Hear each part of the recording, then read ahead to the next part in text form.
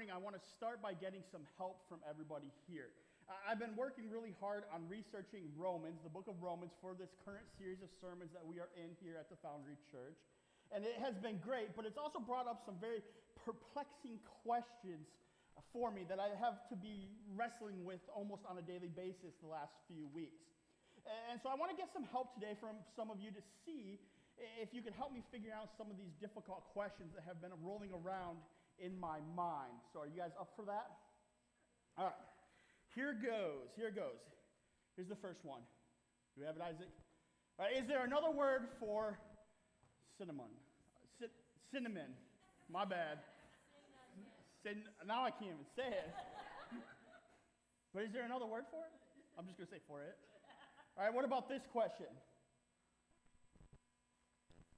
What do you do when you see an endangered animal eating an endangered plant? Like, what's the next step, right? Like, what do you do with that? What about this question? Would a fly without wings be called a walk? Right? See? I mean, like, how do you figure these things out? Right? What about this question? What was the best thing before sliced bread? You know? Right? Have you ever thought about that? I just always stick with donuts, right? Now, like, if you try to fail but succeed, which have you done? Right? Have you failed? Have you succeeded? And then this one came up last Sunday while we were out in the lobby. This is how my mind works. All these came up from Romans. I don't know. All right, this one is this one. All right?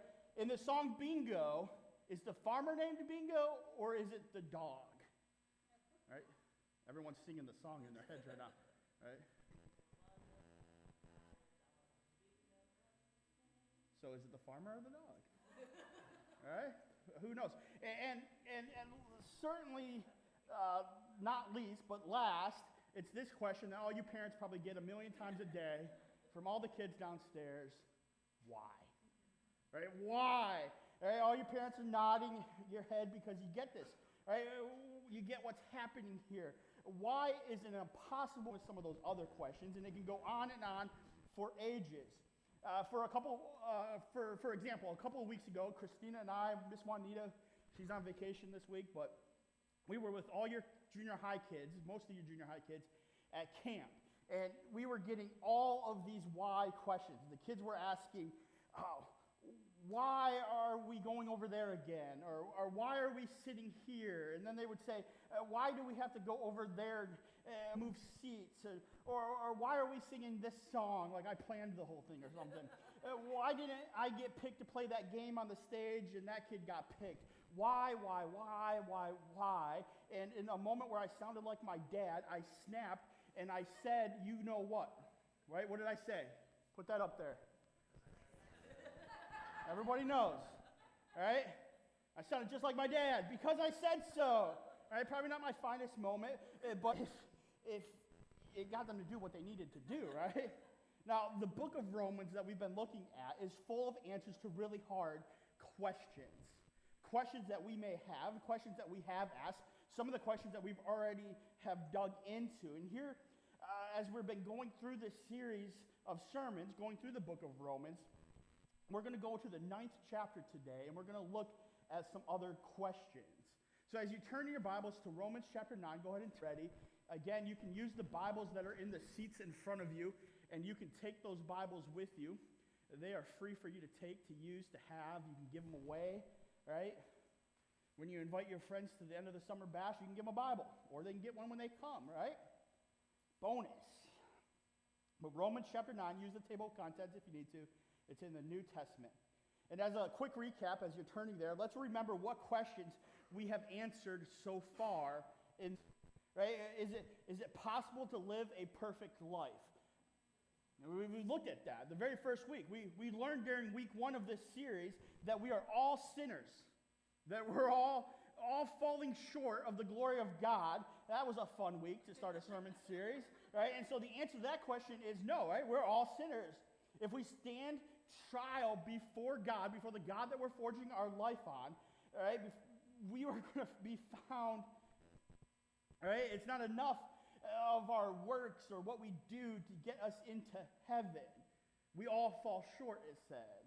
Well, with that knowledge that none of us are perfect, we learned that the only way we can be with God in heaven, eternal life, is if we give everything to God, and with the help of Jesus' sacrifice on the cross, we'll be justified and we'll be reconciled. All right, and then what about this? In another series, or sermon of this series, it was, is this all that life has to offer? Right? Well, in week 3, we learned that the work of the cross, what Jesus did on the cross for us, gives us a chance to live a new and abundant and adventurous full life like we've talked about. Now, another question that we have answered is one that you've probably heard before, is why is there suffering on earth? And we talked about that a couple weeks ago. Last, we're reminded even then that we were given this life, right? This new life we were given. We're new creations. It's not the easiest of life, right? It will indeed have suffering and pain because we live in a world of imperfect people and doing imperfect things. But because of who Jesus is, we have a chance for that pain, that shame, turmoil, to be turned into glory. Right? That's what we talked about. From groaning to glory. And this is all great news, especially for us Gentiles, if we're using biblical fancy words, which just means non-Jewish people. Because if you remember at the beginning of this book, at the beginning of Romans, the book of Romans is actually a letter written to the church that is in Rome, in trouble with disagreements between the Gentiles of that time and the Jewish people who became followers of Jesus. And they thought they had to do certain things when it came to following Jesus, to living out their faith, to live that adventurous, abundant, full life. The Jewish followers of Jesus were hearing all of this, and they were starting to get a little bit upset that the Gentiles were with them. It was starting to feel like they all believed in and done their whole life was a lie. It was kind of the curtain was pulled back on them. Because they no longer need to be a Jewish person first before they believe Jesus. It's Jesus. So imagine this. Imagine there's a company, and it's like this, right? There's this large company, and it's profitable. It's very successful. There's a bunch of people that work for this great business, and everybody wants to go there. And the owner of the company has many, and one day he makes a promise that sounds something like, my kids, my children will always have a seat on the board of directors of my company. They will always have a seat. When they grow up, they will have a place, and nobody but my children will have a place on the board of directors. Now, if you were that business owner's child, you're like, yes, I've got it made. My future is secure. I don't have to stress. I don't have to worry. My future is... But then all of a sudden, it seems many years down the road, after making the initial promise, some of the company's owners, right, the children, are not placed on the board of directors. They're not placed on the board. And on top of that, the owner went out onto the street and they just picked random people to sit on the board. Right? Well, wouldn't it seem like this business owner, had not kept his word? Yeah, right? Wouldn't it seem like this is all of a little bit unfair for the people from the family, the kids, to be replaced by people from the streets? But right, they grew up and they had this expectation, and then all of a sudden it flip-flopped on them. Right, that is exactly how the Jewish followers of Jesus were feeling here in Romans. Right? They were the chosen, right? The gospel that Paul proclaimed made it very clear that many Jews would not be included in God's promised blessing, and that many Gentiles would be included. And to the Jewish followers, this seemed like, if it were true, God was being unfaithful. God was being unfair. Right? After all, the God that they forged their life on for their whole life, had promised that the descendants of Abraham would be the recipients of these blessings. And so Foundry Church, in a sense, they felt that God owed them, or was obligated to intercede for them and to keep them kind of at the front of the line. They felt like those children in our imaginative story, in that situation, who had grown up in this home, who had these expectations, and yet were not placed on the board of directors, while at the same time, people from the street, just random Jimmies down the road, the Gentiles, were placed on the board. And so they're asking a question. They're asking a lot of questions that maybe some of us have asked before. Questions like this, in some way or another. Why does it seem like God is not fair? Why does it seem like God is not fair, right? The Jewish followers in Rome are thinking, man, I thought we were the chosen ones, the chosen people, but now you're telling me that I'm not, and we aren't the only chosen ones. You're kind of opening up the gate for others. That doesn't seem fair. And so, Foundry Church, we're saying things ourselves that sound familiar. Things like, man, I thought I was doing everything right in my life. I haven't killed anybody. All right, I've been pretty good. I've been faithful to my spouse. I thought I was doing everything right. But then you tell me that I can enough to earn salvation? That doesn't seem fair. And I thought that if I was a good person and I did some good things in my life, that I would be okay. But now you're telling me that I'm going to have to suffer? That life isn't all easy peasy lemon squeezy type of situation? That doesn't seem fair. Now, does that kind of sound familiar to anyone? Just be honest, right? We've all thought that. Right? We've all been there. We're not alone. Because it's these people, these Jewish people, and people like you and me, people who are feeling a little bit down, people asking why. Why is this happening? Why is this bad stuff happening? Why am I going through this? Why does this life seem unfair? Why? That Paul writes chapter 9 in this letter in Romans. So let's take a look. Romans chapter 9, verses 14 through 18.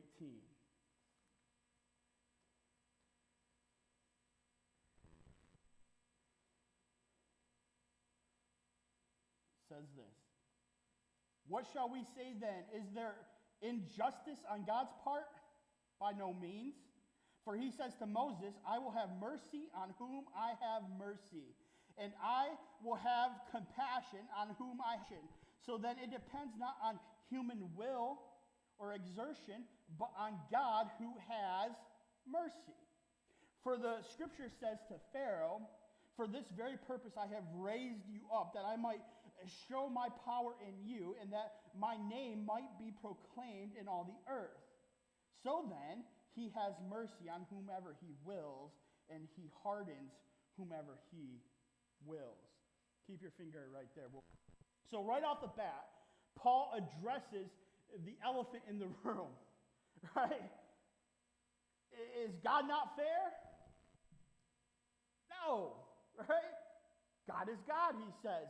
That means that he is completely righteous and he's completely just.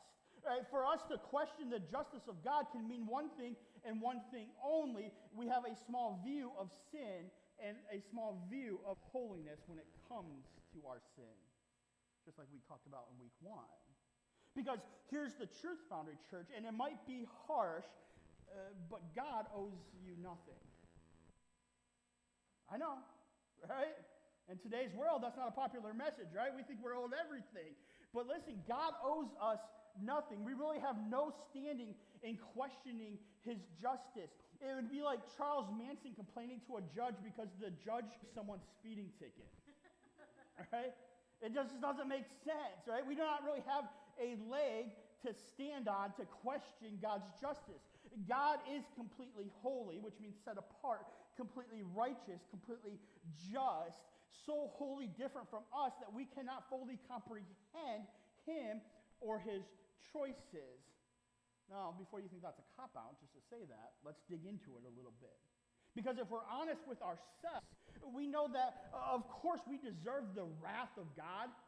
I mean, look, right? All of us are, like Paul says, wretched, right? we're not good, right? Of course, if we really think about it, we deserve the wrath of God. But instead, God offers us what? He offers us mercy. And let's not forget what mercy is. Write this down, right? Mercy is not getting what we do deserve. Right? Mercy is not getting what we actually deserve. Right? God is giving us justification, like we talked about in Romans chapter 5, and sanctification. And he's given us salvation, and we do not deserve it, Foundry Church. Jew or Gentile, no matter our background, we do not deserve it. So, when some people who do not follow Jesus receive God's wrath, we think, yeah, that's just and fair. Right? God is never less than fair with anyone, but he fully reserves the right and has the authority to be more than fair with individuals who do not follow him. Right? This whole idea is made a little bit more poetic and clearer in the Message paraphrase of the Bible. They put it like this. Right? It says, "Is that grounds for complaining that God is unfair? God told Moses, I'm in charge of mercy. I'm in charge of compassion." Right? Compassion doesn't originate in our bleeding hearts or more sweat, but in God's mercy. Compassion, the same point was made when God said to Pharaoh, I picked you as a bit player in this drama of my salvation power. All we're saying is God has the first word. Our God has the first word, initiating the action in which we play our part for better or worse. Man, I love that. Right? God, the God that we forge our life on, God says, I'm in charge of mercy. Of mercy. I'm in charge of it. I'm in charge of compassion. We don't get to decide on a whim who deserves mercy in our world or who doesn't. God, thank goodness. Right? And he is completely and totally right in his decisions that he makes because he is a holy, a set-apart God. Right? There's an example in the Old Testament of this. A man named Job has some questions about the fairness of God. And it's funny that we put it like that because Job's life was turned upside down. Right? The guy went through it. Right? And so when he had the chance, he conversed about the wise concerning everything that he had been through. And Job had been through a lot. Right? Job lost all of his material wealth. He was a wealthy man. He lost it all. He had a wonderful and beautiful family. He lost all of it, all of his family, except for his wife, who turned out to be kind of a nag anyway, so it was kind of a punishment that she stayed, and that she, like, Job was probably hoping she went, but... All right, then Job got really, really sick, and then was surrounded by friends who gave him just awful advice because they weren't true, authentic a community. They were just like that surface level, right? And so they said, man, you should just kill yourself. You should get it over with. Right? Go, all right, just do it, man. Take a jump. Things were not making sense for Job, and he asked God why. Why? Why is it so difficult? Why am I going through all these things? Why is it so hard? Why did I lose my kids? Why? Had every right to ask why. Right? Things aren't making sense. And in the last few chapters of the book of Job, God answers Job's questions by basically saying, I'm God. And you're not. And you will never fully understand me, but you can fully trust me. And that's the same with his mercy, Foundry Church. Right? Let's think about it, right? You may never fully understand his mercy. Why we get it. Why some don't. Right? Why, even though we don't deserve it, we can hold on to it.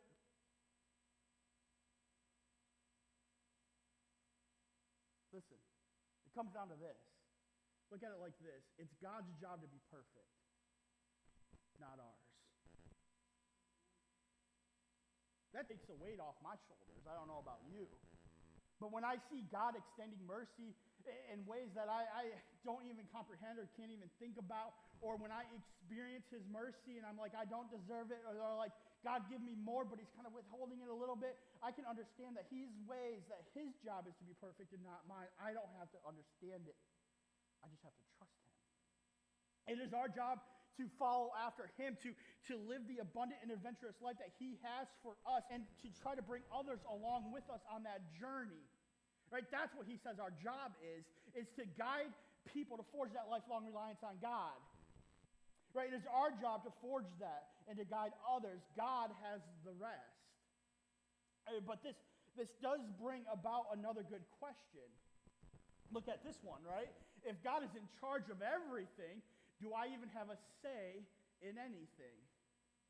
Or are we just kind of floating around his world? Right? Are we at the whim of some powerful dictator who just does whatever he wants or doesn't do whatever, and just he doesn't give us a choice in the matter? Well, look at this example that he gives in those verses. Right? Who does he talk about in those verses? Pharaoh. Right? Pharaoh, this is a reference to the Pharaoh who would not let the Israelites, the Jewish people, go in the Old Testament. Right? Did God harden Pharaoh so that he had no choice? Let's think about it, right? Did God force Pharaoh to say no when Moses kept coming up and saying, hey, let my people go, free us, let us go? Did God force Pharaoh to say no? No, the opposite is true. God gave Pharaoh opportunity, this evil man who enslaved an entire nation. God gave Pharaoh, like, I want to give him mercy, but God did. God gave mercy in giving him after opportunity to let Israel go. Chance after chance, God gave Pharaoh the chance to do the right thing. And then 10 times Pharaoh chose to reject and to rebel against God. To say that God hardened his heart is simply to say that God allowed him his own will. All right? So let's be clear here. God doesn't harden our hearts against our will. He allows us our own way, even when our way is complete rebellion against the holy God of the universe. So the key to understanding what happened with Pharaoh is earlier in Romans. In chapter 1, Paul talks about those who continually refuse to acknowledge God and his will for their life. And he says that God gave them over to. All right, in chapter 1. And there's a long list of things that God gave them over. All right, last Sunday at lunchtime, we were talking about wrestling with some people that I was with. And I got to remember, something popped in my head this week as I was working on this series. There was one particular match when I was in high school, and my dad was my coach. And I was like, Dad, I'm going to do this hip toss. I'm just going to go in, I'm going to underhook, and I'm going to throw this guy. And my dad's like, don't do it, Andrew. Just don't do it. He's like, the guy has a great counter. I was like, I want to. Everyone's getting quick pins. I'm tired. I'm just going to throw him to his back and win. My dad's like, Andrew, if you do it, you're going to lose. I was like, Dad, you don't understand. I got this. I got it. He's like, fine, do whatever you want. I go out there. The guy countered, beat me, right? Took me right to my back, won, right? It's the same thing. That's what God's talking about with the example of Pharaoh, what Paul's writing about, right? God will offer us opportunity after opportunity. And my dad's like, don't do it. I'm telling you, he's got this counter, right? You don't know, right? You just trust me. I got it. I can do it, Dad. Don't worry, right? It's the same thing. God will offer us opportunity after opportunity to do the right thing, but at a certain point, he'll say, okay, if that's what you want, and then he'll let us fail miserably. Right, so that brings up another hard to answer question, and Paul asks it for us in Romans, in verse 19 of Romans chapter 9. All right, look at this question. You will say to me then, why does he still find fault? Who can resist his will? Right, Paul knows what is coming in the mind of the church in Rome. They are going to hear all of this and say, how can God blame us for anything since he's in charge of everything? Listen, if the big decisions are already made, what say do we have in it? Basically, they're saying, what is my responsibility in all of this? Play. I mean, it's a good question, isn't it? It's an honest question. So let's look at Paul's answer in verses 20 through 23, where he says, But who are you, O man, to answer back to God? Will what is molded say to its molder, why have you made me like this? Has the potter no right over the clay to make out of the same lump honorable use and another for dishonorable use? What if God, desiring to show his wrath and to make known his power, has endured with much patience, lost my spot, has endured with much patience vessels of wrath prepared for destruction.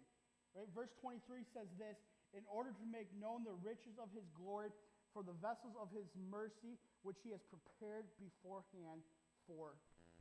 Let me break this down. At first, it seems like Paul is sort of agreeing with the people who are saying, I don't think I have a role in this if God is in charge. Right? But really, let's break it down. Let's look at this. So Paul is comparing God to what? A potter who has some clay. Right? Who has some clay. When I hear that, it can feel like we're just imitating the things on a whim. That God is this potter who's just going to just create things like in that moment. Right? He might use me for something cool, or he might make me on a clay and use me for something and stupid, or he just might make it and then destroy it. And so here we're hoping that we're going to be something cool, but if we look at this, really break it down, first let's be clear that God does not create anything with this desire to destroy it. That's what Paul's saying. Right? Just like a potter doesn't make a pot with the idea it's finished and comes out of the kiln and dries, or whatever the process is, he's going to smash it into a million pieces. Right? That would be stupid. And even more than that, this is not an illustration for Paul, who's writing this, to say some of you are going to be really, really important, and some of you, well, not so much, right?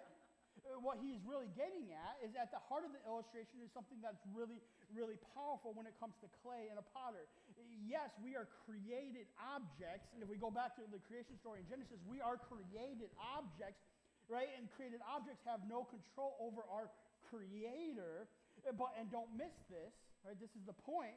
Our Creator chose to create each of us as individuals with a specific purpose. All right, God, the God of the universe, could have easily passed us by and accomplished his purposes some other way. But he wanted us specifically, and so he created us. Not genuinely, like he thought it would be cool to make some humans, so I'm just going to do that this afternoon. No, God looked around and said, I think Northern Virginia in the year 2024 is going to need you. The Northern Virginia, that the Pellegrino household is going to need a Sophia, that there's going to need to be a Denny, that there's going to need to be a Ryan and a Chris, that the Fairfax High School is going to need Terry in the year 2024. I think that your home this week on Tuesday night around 8 o'clock is going to need you for a specific purpose to accomplish my vision. That's how God created us. Right? God wanted us here right now for this moment. As imperfect as we are, as messy as we are, as often as we ask why, as often as we miss the mark, which means God created us. He molded us. He chose us. God saw fit for us to be here right now for this moment, and here's why. This is what it all comes down to. When broken people are used by a whole God, he gets all the glory. When we're willing to submit as broken people to a holy and perfect, complete God, he gets all the glory. That is what this is really all about. The Creator, not the created, getting the glory. God took the mess that we brought him and said, I can work with that. That's great material. I can work with that. And is forging us into people that can change the world, that can change our neighborhoods, that can change our families, and change our culture. You know, a couple of weeks ago, we had everyone write down some that they needed to give to God, things that we're ashamed of, things that were holding us back, things and sins that we just needed to confess. And we talked about confession and giving this over to God. And then the next week, everyone came up here and we had a shredder, right?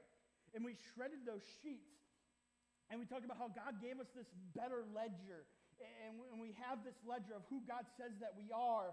And everyone came up here, we shredded it, we grabbed that ledger. And this week I took all of those shredded pieces, bind them to see what the fuss was. No, I'm just kidding. I'm kidding. I put them back. No, I put them all. But you know what you can do with paper? You can make clay. Right? We can take that paper and we can make clay. And you know what a fun fact about clay made with paper scraps versus just regular clay, like what the difference is? Paper clay is twice as strong as regular clay. All that junk that we had to get off and get rid of and throw down, right? If we take that paper, it makes a stronger clay. Because of paper, in the clay there's this like callous fibers in the paper that the clay transforms into, and it creates this incredibly strong substance. And even more interesting is that when you're making this clay and you shape something with it and then you put it into the kiln, the paper is burned away. It's completely gone. There's no more. Right? I think this is an amazing metaphor for what God has done in our lives, Foundry Church. He came to us, and at his feet we dropped these sheets of paper with our mess, with our junk, with our shame, with our regrets, with our sin. And God chose our pile. He took those scraps. He took that trash, said, I have an idea. So he mixed our paper with some of the strong substance of his son, Jesus. And God molded our lives into something amazing, abundant, and adventurous life. God forged something amazing out of those scraps. And sure, that process may have been painful. Sure, you've been through it. There have been some messes along the way, yes. But he built us into something for his glory, his honor. He took away our sins because of his son's sacrifice. And he turned us into a chosen and specific and stronger image of who he is that reflects his glory and that can change our world. Listen, God chose you. God chose you, right? And your mess. All that scraps of paper. And he makes you into a world changer. Right? How powerful is that? And so this week, we're going to flash up some questions, and I want you to think about these questions as you meditate this week, as you practice some spiritual disciplines this week. Think about these questions because our God chose you. Right? And this is going to help you process that so that you don't just keep it inside, right? Because information, knowing that, does nothing. Right? You got to have some kind of transformation with it. Information without transformation is just, right, it's a waste of time. Why are we here if we don't do something with it? Right? So take these questions and start processing it. Right? What are you going to do with the life that God has given you? You might be like, I've never really asked that. I just kind of go with the flow. I promise you, if you ask God, you just say, hey, God, okay, I'm this piece of clay that you've created, right? Dust of this earth. What am I going to do with this life that you've given me? You just sit for 5 minutes with that, he'll speak to you. All right, the next question. Right, what are you going to, are you going to let him finish the sculpting process? Right, it's work, it's a process. You know, disciple, right? Right, when we say we are guiding people to forge a lifelong reliance on God, ourselves included, that just means we're a disciple who makes disciple. You know the root word disciple? Guess. What is that word? Discipline. It's hard, right? It takes work, right? We're not a church that's just going to go through the motions. It takes work, right? So are you going to let him finish the sculpting process? Are you going to let him make you into something world-changing?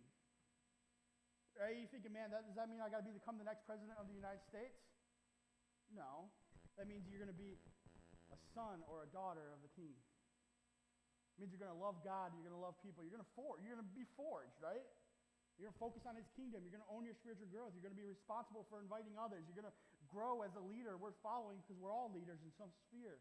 Right? We're going to embrace Christian community and we're going to serve. We're going to develop a servant's heart. Are you going to let him make you into something world-changing? The The next one there, Isaac. How are you going to share this message with someone this week? Someone you know needs to know that they were created on purpose. That there's a creator, no matter what crap they have to write down or shred, like whatever junk they can write down about their life, that God's like, I can do something with that. I got that. I can make a beautiful sculpture with that. So this is what we're going to do. We're going to take communion as we always do. And as you come forward to take communion, there's these that I'll put at each station, and there's just a piece of clay in here that says, the potter chose to create me. All right, it's just one of those beautiful illustrations of who God is, the potter. Just grab this clay, all right? If you open it, it smells really good. It's kind of fruity, all right? But you take this clay and you think about those questions this week. And again, you just do a one-sentence prayer of God, God, show me what you want my life to be.